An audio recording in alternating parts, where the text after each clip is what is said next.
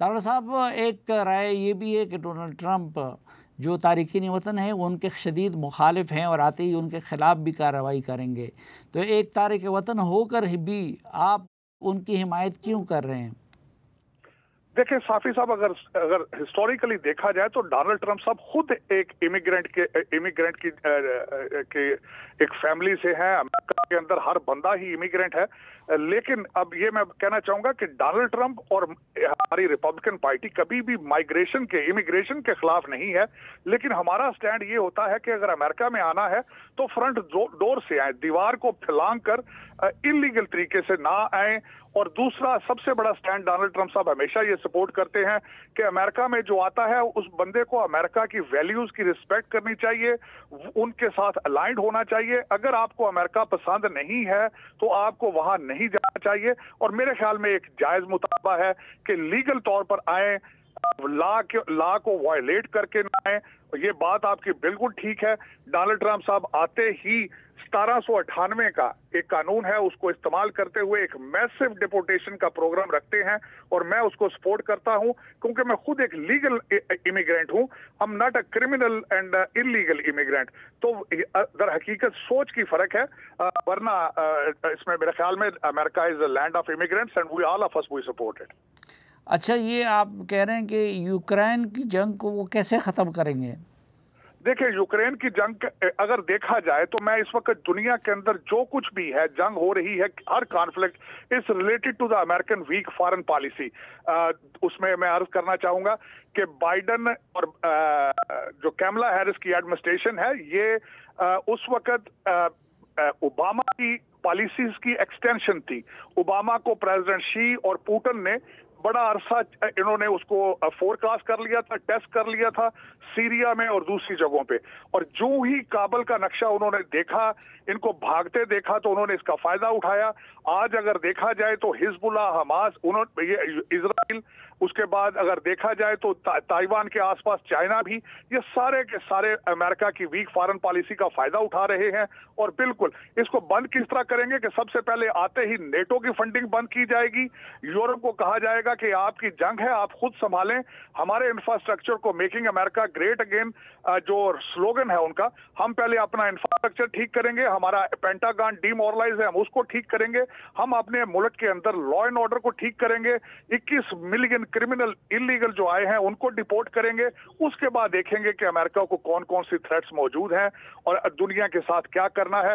दूसरा, यहाँ के आपके देखने वालों को यह भी पता होना चाहिए कि डोनाल्ड ट्रंप साहब since he is a businessman, जंग के अहदाफ जो है वो एम्बार्गो और टैरिफ के साथ लेते हैं।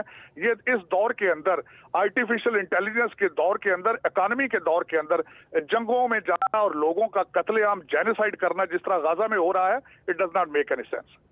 तो गज़ा में जो कत्लेआम हो रहा है तो इज़राइल की हिमायत तो उस लिहाज से डोनाल्ड ट्रंप भी कर रहे हैं और उन्होंने अपने दौर में अपना सफारत खाना बैतुल मक़दस मुंतकिल किया था।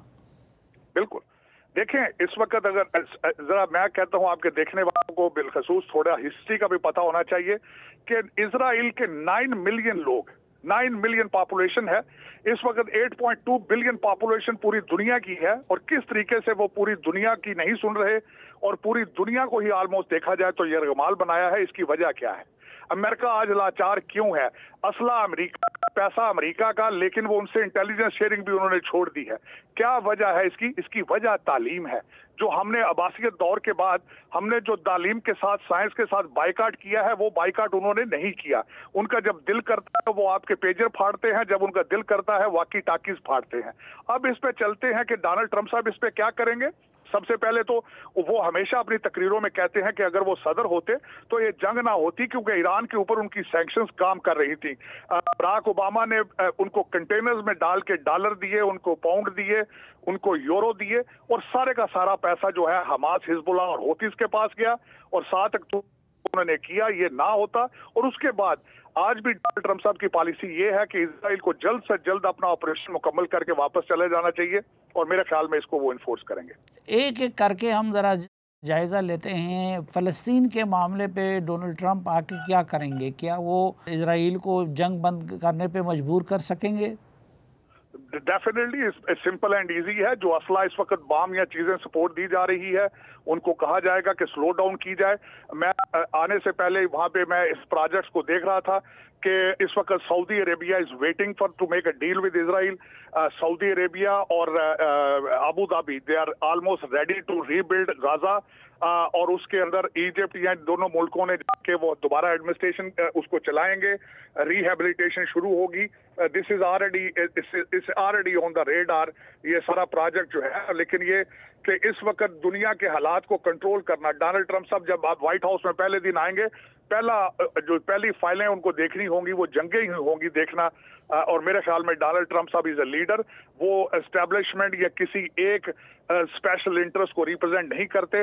اور میرے خیال میں اس دفعہ 2-3 دفعہ قاتلانہ حملہ ہوا, اور جب سے وہ وائٹ ہاؤس سے باہر ہیں جتنے کیسز ہیں, میں نے خود ڈونلڈ ٹرمپ صاحب سے جب 1-2 دفعہ کلوز سرکل میں بات کی تو انہوں نے کہا I'm a new person, I know how to run the White House now. پچھلی دفعہ مجھ سے بھی غلطیاں ہوئی ہیں, لیکن you will see it کہ new president, new America, new chapter and peaceful and prosperous world. اس وقت نہ صرف امریکہ کو لیڈرشپ کی ضرورت ہے, پوری دنیا کو ایک اسٹرانگ لیڈرشپ کی ضرورت ہے.